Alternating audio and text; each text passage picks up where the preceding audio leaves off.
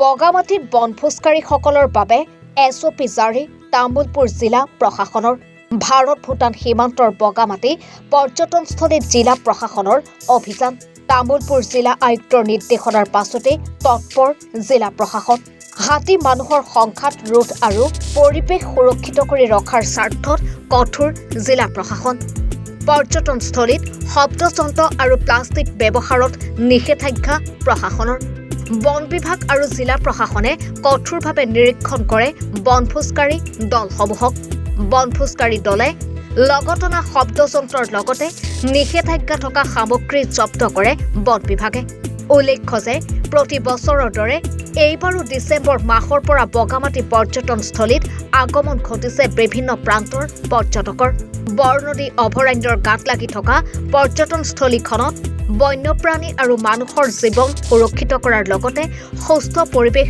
বৰ্তাই ৰখাৰ স্বাৰ্থত জিলা প্ৰশাসনে দিয়া নিৰ্দেশনা আজিৰে পৰা কাৰ্যকৰী কৰা হয়। Bureau report any Bharat 24। অভিনয় কৰাৰ হেঁপাহ আপুনি পুহি ৰাখিছে নেকি?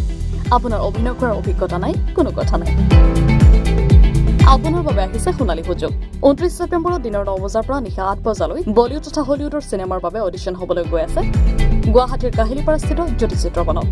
5 বছৰ বয়সৰ পৰা 17 বছৰ ব্যক্তিয়ে কৰিব পাৰিব অংশগ্ৰহণ। পঞ্জীয়ন হ'ব বিনামূলীয়া। নিৰ্দিষ্ট ৱেবছাইটত কৰিব পাৰিব আবেদন।